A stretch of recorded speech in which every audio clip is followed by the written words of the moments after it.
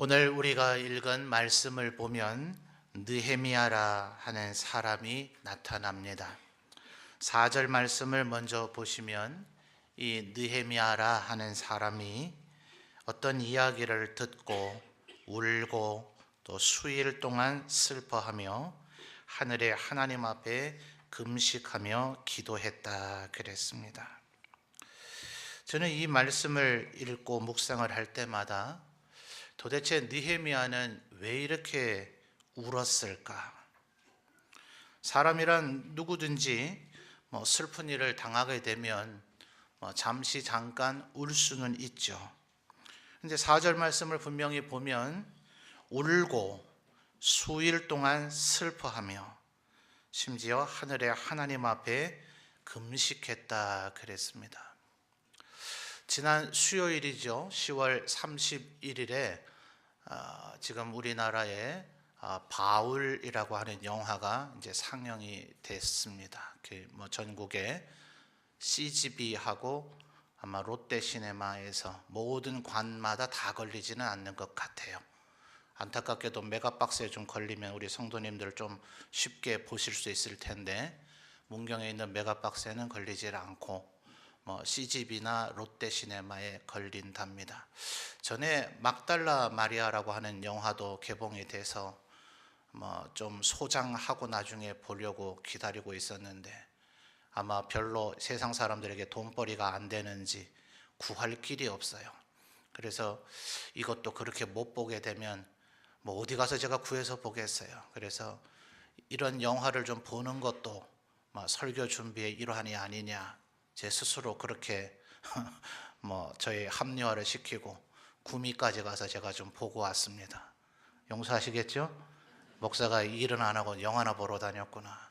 갔더니 저 혼자예요. 12시죠.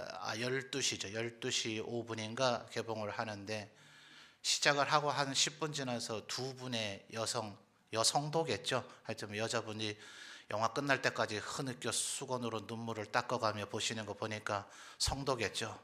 그렇게 3명 앉아서 영화를 봤습니다. 시간대가 저녁 6시나 8시 이렇게 좀 우리 성도들이 접근하기 좋은 시간대에 개봉을 했으면 훨씬 좋을 텐데 아마 국내의 영화계 관계자들에게는 그게 그렇게 돈벌이가 되리라고 여겨지지는 않는 것 같아요.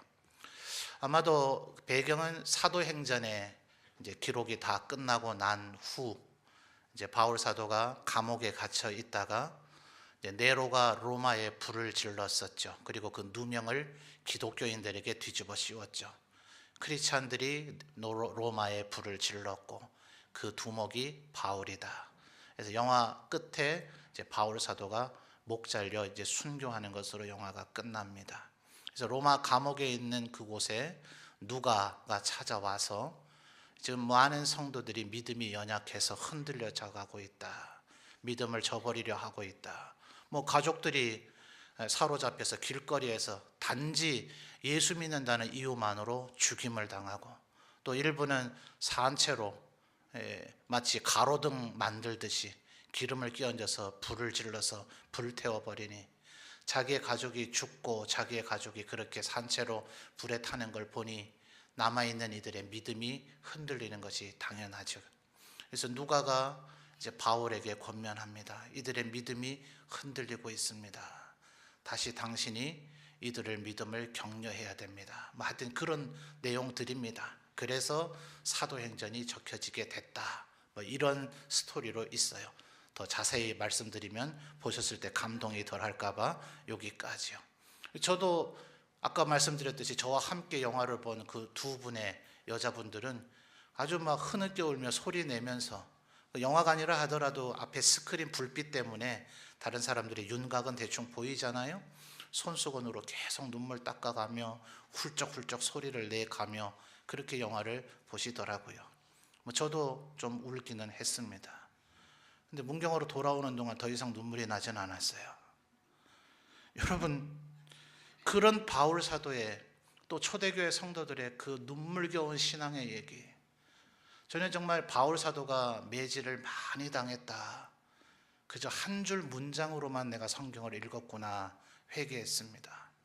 영화에 보니까 등짝을 채찍으로 맞아서 온몸이 다 갈갈이 찢어져 있고 아직 그게 채 아물지도 않아서 진물이 나고 있는 그 상태에 또 끌려나가서 또 채찍을 맞습니다. 여러분 한번 상상을 해보십시오.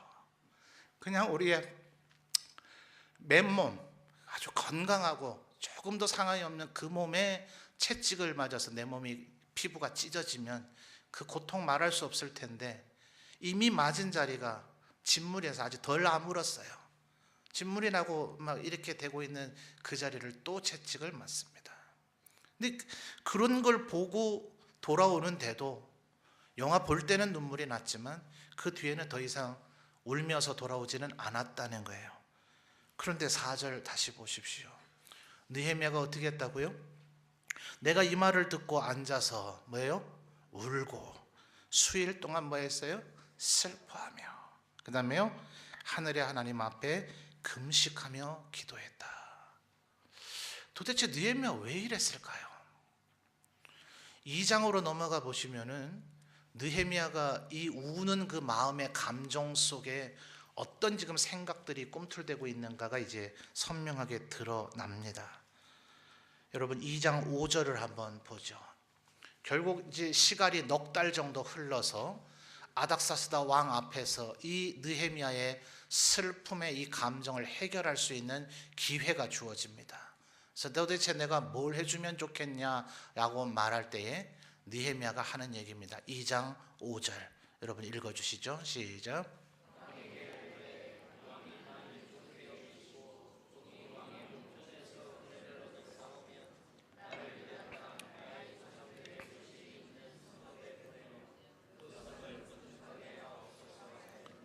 아멘. 자, 느헤미야 왜 울었어요? 예루살렘 성 건축하고 싶다. 이게 이 사람으로 하여금 그렇게 며칠 동안이나 울게 만들었어요. 그것도 금식까지 하면서. 여러분 좀 울어보신 적 있으십니까? 얼마나 오래 우셨습니까? 우리 가족이 세상을 떠난다든지 뭐 별의별 우리에게 슬픈 일들이 간혹 있죠. 얼마나 울게 되던가요? 정말 하루 왼종일 계속해서 울게 되던가요? 더군다나 정말 식욕이 없어서 얼마나 식욕이 없으면 금식을 했을까요? 물론 인위적인 결단에 의한 금식이기도 했겠습니다만은 아마 도저히 밥을 먹고자 하는 생각조차가 안 들었을 거예요. 뭘 위해서요? 예루살렘 성을 건축해야 되겠다. 그런데 말이죠. 아무리 이 앞뒤 좌우의 상황을 살펴보면 뭘 그걸 그렇게까지 슬퍼해야 될 일인가? 그걸 그렇게 울면서까지 마음의 소원을 품어야 될 일인가? 이 상황이 선뜻 이해가 되질 않습니다. 자, 1절에서 오늘 우리가 읽은 1절에서 이때가 어느 때라 그럽니까? 아닥사스다 왕 제20년. 그래서 세계사의 연대들과 이렇게 맞추면 이때가 약 BC 예수님 태어나기 전 446년경으로 봅니다. 아닥사스다 왕이 통치한 지 20년째 되는 해. 여러분 남유다가 요시야 왕의 아들들과 손자들인 여호아하스, 그다음 여호야김, 그리고 여호야김의 아들인 요시야 왕의 입장에선 손자겠죠. 여호야긴, 그리고 또 다른 아들인 시드기야.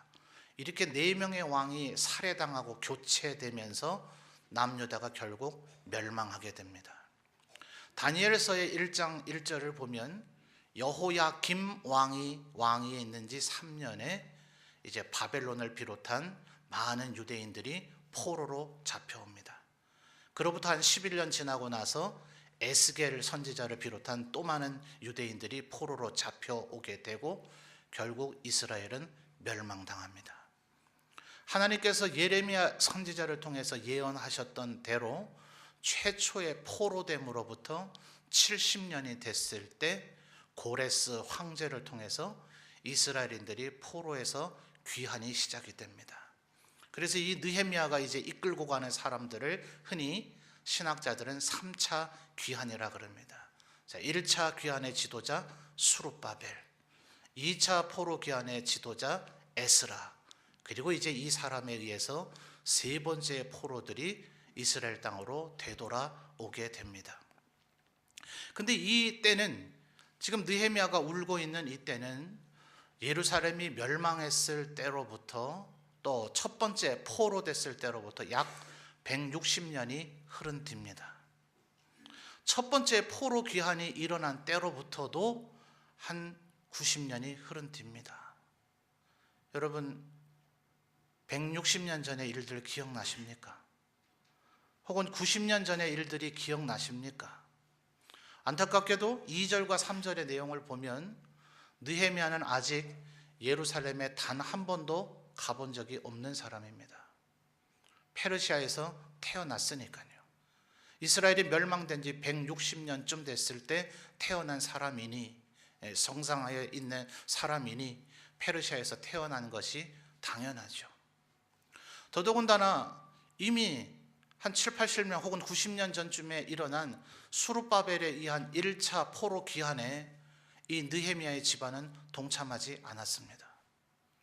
약 한 12년 전쯤에 일어났던 에스라를 중심으로 한 2차 포로 귀환의 자리에도 동참하지 않았습니다. 그러니까 지금 현재 페르시아에 있는 거죠. 왜 그랬을까요? 여러분, 1절 말씀을 보십시오. 1절 말씀을 보니 하가랴 아들 느헤미야의 말이라, 아닥사스다 왕 제20년 기슬루월에 내가 어디에 있어요? 수산궁에 있습니다. 황제, 페르시아의 황제 아닥사스다가 있는 곳이 수산궁입니다. 여러분, 1장 11절을 한번 보시면 하반절에 그때에 내가 왕의 무엇이 됐다 그럽니까? 술관원이 되었다. 하나님 앞에 기도하고 난 결과로 하나님께서 갑자기 느헤미야를 술관원이 되게 하셨어요.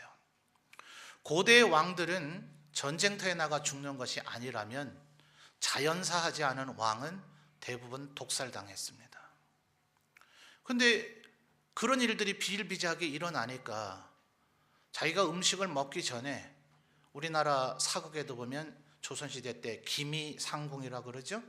상궁이 먼저 은수저, 은젓갈로 모든 음식들을 한번 찔러보고 담가보고, 그리고 그들이 심지어 맛까지 보고 안전합니다, 드셔도 됩니다 라고 해서 왕이 드시는데, 바로 그 점검을 하는 그 과정 속에서 독을 집어넣는 일이 또 벌어지기 시작하죠. 그러니까 그것을 점검을 하고 나에게 이제 드셔도 됩니다 라고 말하는 사람은 정말 최측근 중에 최측근, 내 목숨을 맡기고 믿을 만한 사람에게 그 일을 맡길 수밖에 없습니다. 그래서 술관원, 그러니까 무슨 요즘 요리사, 셰프들이 굉장히 인기 있는 시대가 되긴 했습니다만, 무슨 주방장 이 정도 생각하시면 안 되고요. 그래서 신학자들은 현대에 마치 비서실장이나 경호실장 정도에 해당되는 것이 고대의 술관원이다 그럽니다. 여러분, 사실 어느 조직체이든지 갑자기 막 10단계, 20단계 이렇게 진급을 시켜버리면 그 사람이 아무리 유능하고 능력이 있다 그래도 주위 사람들의 시샘과 견제 때문에 배겨나지를 못하죠. 그러니까 1절에 보니까 분명히 수산궁에 있었는데 이 느헤미야가 어떤 역할을 지금 하고 있었는지는 표현이 되질 않아요. 그런데 하나님 앞에 기도해서 하나님의 능력과 섭리로 술관원으로 발탁이 되긴 했지만, 아마도 신학자들은 1절에 이 표현하고 있는 수산궁에서도 그렇게 하급 관료는 아니었을 것이다 라고 얘기합니다. 다니엘도 그랬고, 다니엘의 세 친구도 그랬고, 에스더 왕후의 외삼촌 되는 모르드게도 그랬잖아요. 궁전 문지기. 이 유대인들이 하나님의 말씀대로 사니 비록 포로로 끌려왔지만 똑똑하고 지혜가 좋습니다. 그러니 바벨론도 메대도 파사도 유대인들을 여기저기에 등용해서 많이 썼어요. 그러다 보니 사실은 포로로 잡혀오긴 했지만 바벨론 땅에서도 메대 파사 땅에서도 사는 게 그닥 불편하지는 않아요. 예레미야 선지자를 통해서도 하나님께서 권면하셨습니다. 좌절하고 슬퍼하고 절망하고 앉아서 막 살지 말고 바벨론 그 메대 파사에서도 열심히 농사도 짓고 열심히 너희 할 일을 하고 자식들도 가르치고 결혼도 시키고 그리고 바벨론과 페르시아가 오히려 건재하도록 기도하라. 언젠간 포로에서 돌아올 터이니까 현재 너희들이 사는 땅에 잘 되기를 기도하는 것이 너희들에게 평안히 사는 길이다. 이렇게 예레미야 선지자를 통해서 권면하시기도 했습니다. 그러니 이 이스라엘 사람들이 이 페르시아 바벨론 땅에서 이미 그럭저럭 잘 살고 있는 거예요. 여러분 오늘 2절과 3절을 보면 2절 보십시오. 내 형제들 가운데 하나인 하나니가 두어 사람과 함께 유다에서 내게 이르렀기로, 그 다음에 뭐라 그럽니까? 내가 그 어떤 사람들요? 사로잡힘을 면하고 남아있는 유다와 예루살렘의 사람들의 형편을 물었다. 자, 남유다가 멸망될 때에 주로 지도자들, 똑똑한 사람들, 뭐 돈 좀 벌었던 학식 있는 사람들, 하여튼 뭔가 쓸모가 있는 사람들은 전부 다 바벨론으로 잡아갔습니다. 뭐 이도 저도 별 쓸모가 없겠다 싶은 사람들이 유다에 남겨졌어요.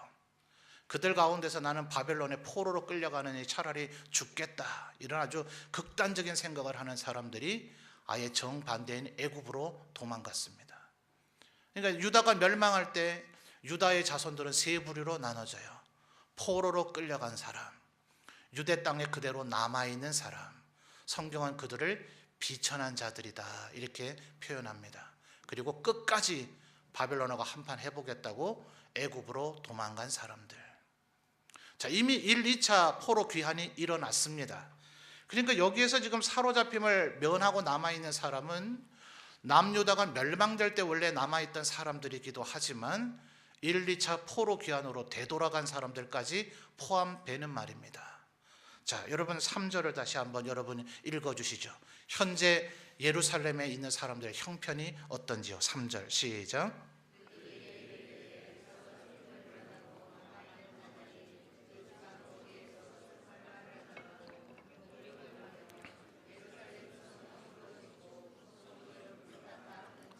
아멘.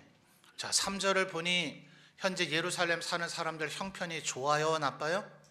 나빠요. 최악입니다. 한때 아메리칸 드림이라고 하는 말이 있었죠.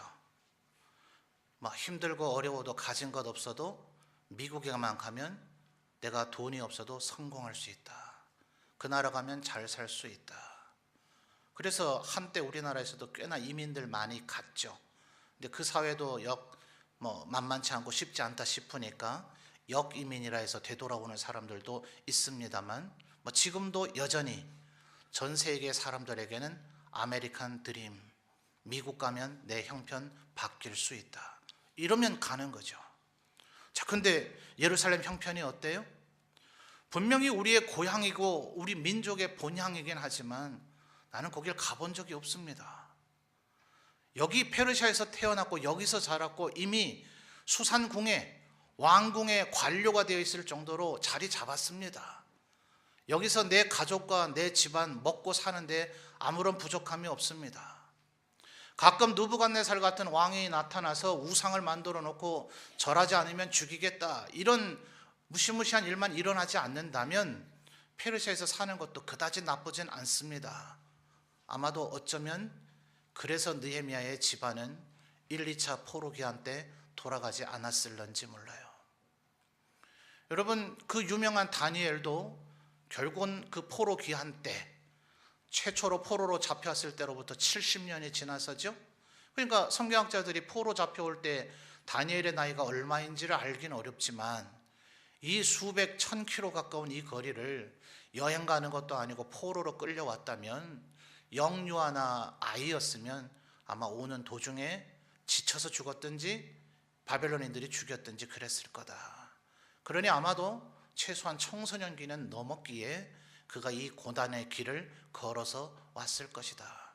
그러니 포로로 잡혀왔을 때가 이미 10대 후반이나 20대가 됐다면, 그로부터 70년이 지나 포로 귀환이 시작이 됐으니 다니엘이 살아계셨다 한들 연세가 얼마쯤 됐을까요? 90대가 넘었을 거예요. 그러니 그분은 거기를 돌아가지 못하고 페르시아 땅에 묘지가 현재 있습니다. 그러니까 다니엘은 이미 죽었고, 다니엘뿐이겠습니까? 바벨론 페르시아 제국 안에서 이미 포로로 끌려왔으나 생을 마감하고 죽은 동포들의 시신들 묘지가 많이 있겠죠. 그들 중에 일부가 돌아갔기는 돌아갔다는데 1차 수룹바벨, 그리고 약 10몇 년 전에 돌아간 에스라를 중심으로 성전 건축을 시도했는데 결국 지어내기는 했지만 그 중간 과정에 얼마나 고생을 많이 했는지 모릅니다. 주위의 이방인들이 예루살렘의 성전이 다시 지어지면 저희 유대인들이 얼마나 반란을 일으키고 끝까지 정복 안 당하려고 반항했는가.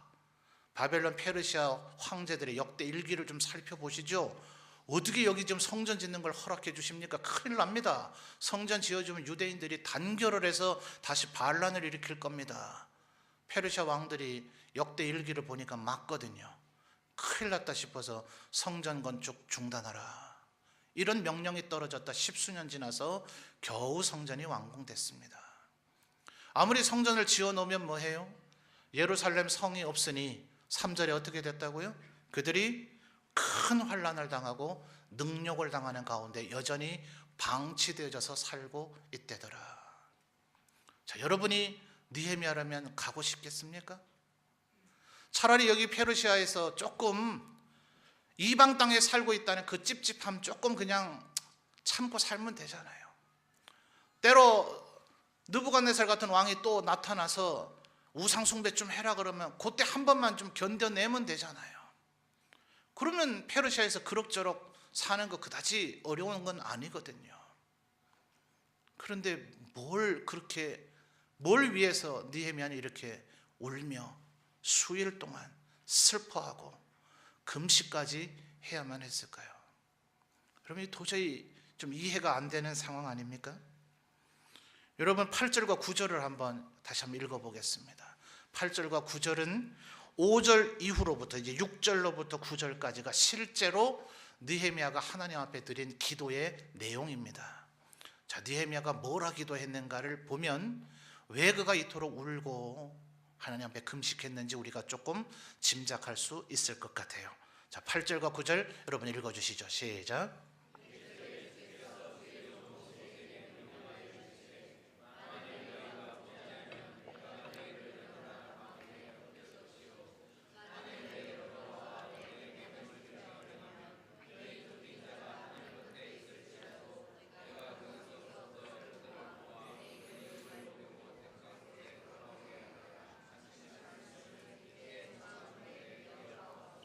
아멘.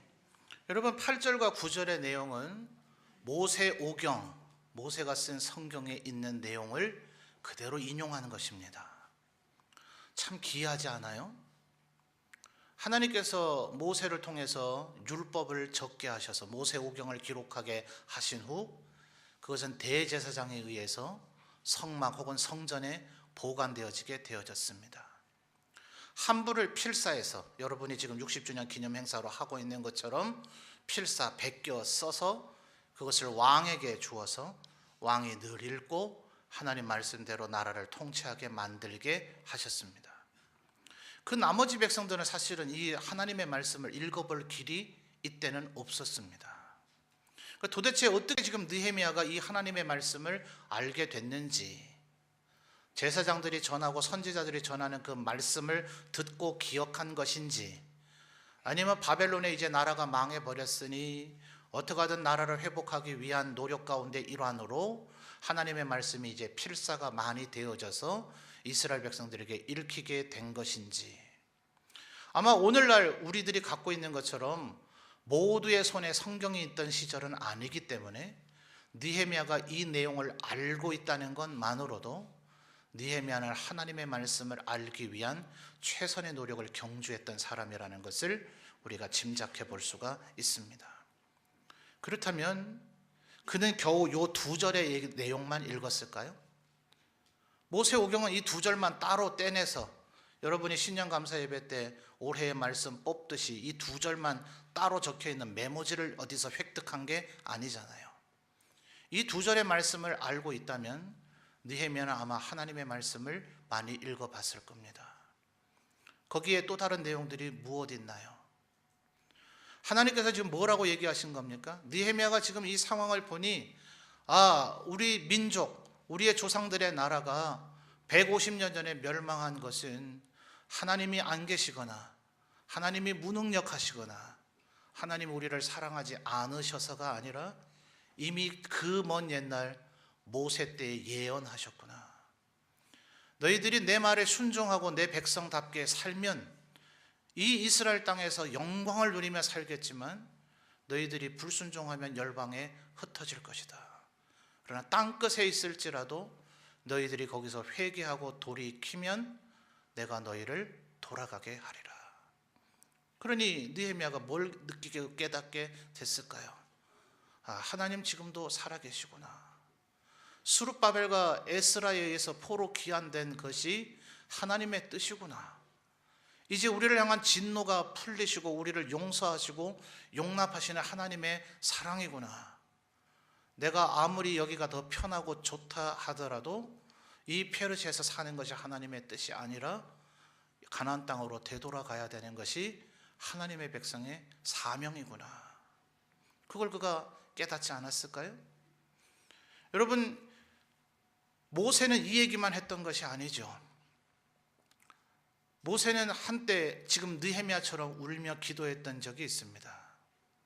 시내산 정상에서 첫 번째 십계명을 받아 내려왔을 때 밑에서 이스라엘 백성들은 금송아지를 하나님이라 만들어 놓고 하나님 앞에 범죄했죠. 그래서 하나님께서는 그들 모두를 죽이시고 아브라함으로 한 민족을 이루었던 것처럼 모세를 통해 새로운 민족을 이루겠다 하셨습니다. 그때 모세 뭐라 합니까? 하나님 차라리 저를 죽이시고 저를 생명책에서 지워버리실지라도 이 민족을 용서하여 주옵소서. 그때 그 모세가 간절히 하나님 앞에 기도하죠. 그러면서 하는 얘기가 이겁니다. 하나님의 영광을 위해서 이러시면 안 됩니다. 만약 여기서 하나님께서 진노하셔서 이스라엘 백성을 다 죽이시면 애굽인들과 열방의 사람들이 하나님 여호와가 애굽에서 이스라엘 백성을 끌고 나가서는 어디다 데려다 놓을 자신이 없어서 광야에서 그들을 다 죽여버렸다. 여호와 하나님은 무능하다, 무책임하다, 사랑이 없는 자라 하나님을 조롱할 것입니다. 하나님의 영광을 위해서 용서하옵소서. 그것이 모세의 기도였잖아요. 여러분, 다윗도 마찬가지 아닙니까? 골리앗과 나가 싸울 때에 그의 큰 형은 이 꼬마 어린 놈이 아주 스타가 되고 싶어서, 요즘 말로 젊은 애들 말로 뜨고 싶어서 네가 안달이 났구나. 전쟁이 뭐 애들 놀인 줄 아느냐. 네가 구경하러 온 것뿐만 아니라 이제 죽을 줄 모르고 전쟁터에서 나가서 네가 한번 영웅이 돼보겠다, 왕의 사위가 돼보겠다, 네가 지금 까불락거리고 있구나. 형이 아주 책망을 할 때에 다윗이 뭐라 합니까? 나 그런 거 관심 없습니다. 나는 영웅이 되고자 하는 것도 아니고 왕의 사위가 되는 것이 탐나서도 아니라 오직 하나님의 영광이 모욕당함으로. 지금 골리앗에 의해서 무려 40일 동안이나 하나님과 하나님의 군대가 조롱당하고 모욕당하고 있는 꼴을 내가 볼 수가 없어서 나는 목숨을 걸고 하나님의 여호와의 이름으로 나는 나아가고자 합니다. 이것이 다윗의 기도 아니었나요? 아마 느헤미야가 지금 그 마음일 겁니다. 하나님께서 영광 받으셔야 되는데 우리 하나님의 백성들은 잘 살아야 할 의무가 있어요. 우리가 너무 잘 살면 우리의 마음이 교만해져서 하나님을 모른다, 우리 스스로 범죄의 자리에 빠질까 염려해야 되지만, 우리가 너무 미약하게 살면 너 하나님의 백성이라며, 너의 하나님은 도대체 너를 돌보지 않으시고 뭐 하느냐, 이렇게 되지 않기 위해서 주님 우리에게 복을 주옵소서.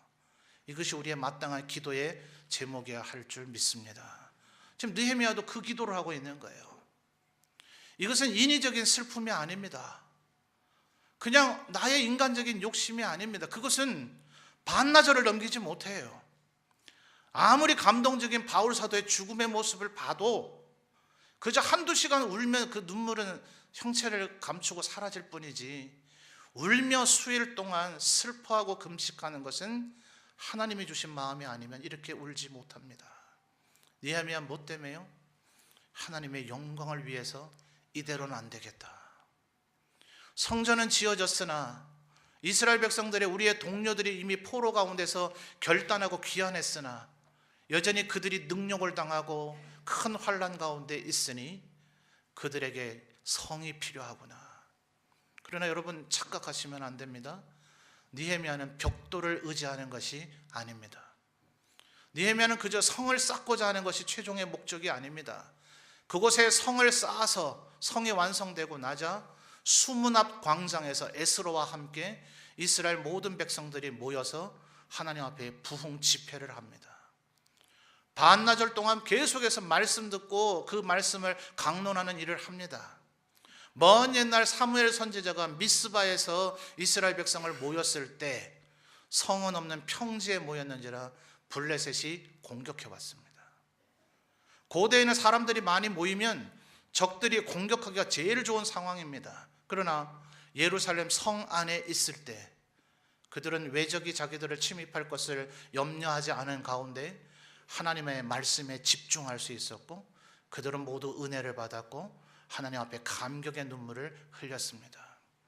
그때 에스라와 함께 느헤미야는 이스라엘 백성들에게 초막절을 지키게 하고 하나님께서 애굽에서 우리의 조상들을 건져낸 것을 기억하며 감사하게 하고 말씀대로 살아갈 것을 결단하고 헌신하게 만듭니다.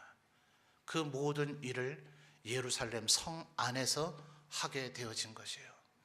예루살렘은 지금 느헤미야는 그냥 성 쌓겠다 이것이 아니라 하나님의 이름이 영광을 얻고 하나님의 백성들이 하나님의 백성답게 살게 만들기 위해서는 성이 필요하다. 그 일을 위해서 내 삶, 나의 평안함, 나의 안락 분명히 느헤미야는 알고 있습니다.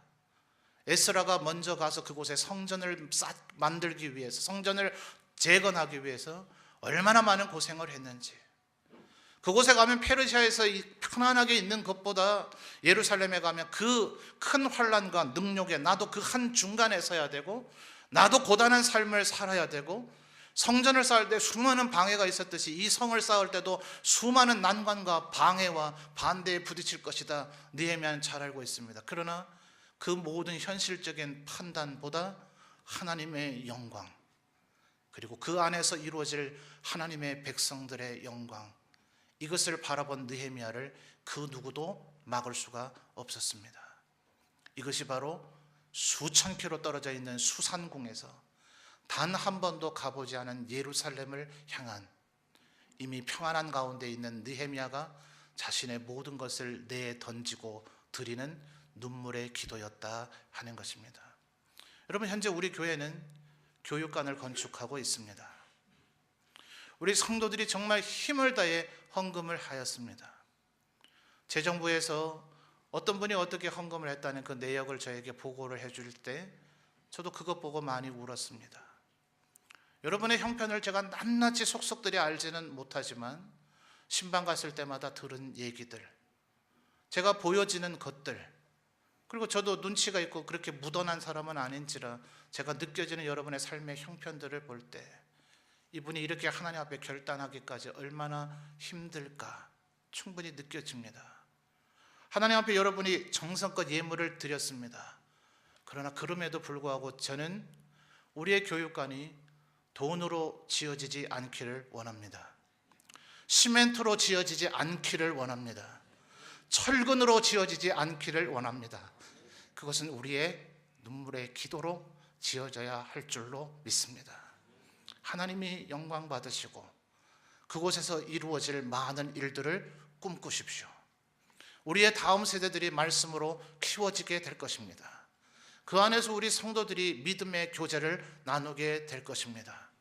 그것 없어도 하나님의 일은 할 수 있습니다. 그것에 의해서 일이 이루어지는 것은 아닙니다. 그러나 그 교육관이 하나님의 은혜의 기름 부으심이 있을 때 그곳에서 이루어질 주의 은혜와 영광은 상상치 못할 일이 될 것입니다. 사랑하는 성도 여러분, 한참 건축 중에 있습니다. 아직 공사가 끝나려면 많이 남았습니다. 안전하게 지어져야 됩니다. 그 어떤 사고도 일어나지 말아야 됩니다. 마귀 사탄이 성전을 지을 때도 예루살렘 성을 지을 때도 방해하고 시험했듯이 우리들의 마음을 흔들어 놓을까 겁이 납니다. 모두 다 느헤미야처럼 하나님 앞에 꿇어 엎드리는 저와 여러분이 되었으면 좋겠습니다. 눈물의 기도로 지어지는 교육관, 그것이 하나님 앞에 영광이 되어질 줄 믿습니다.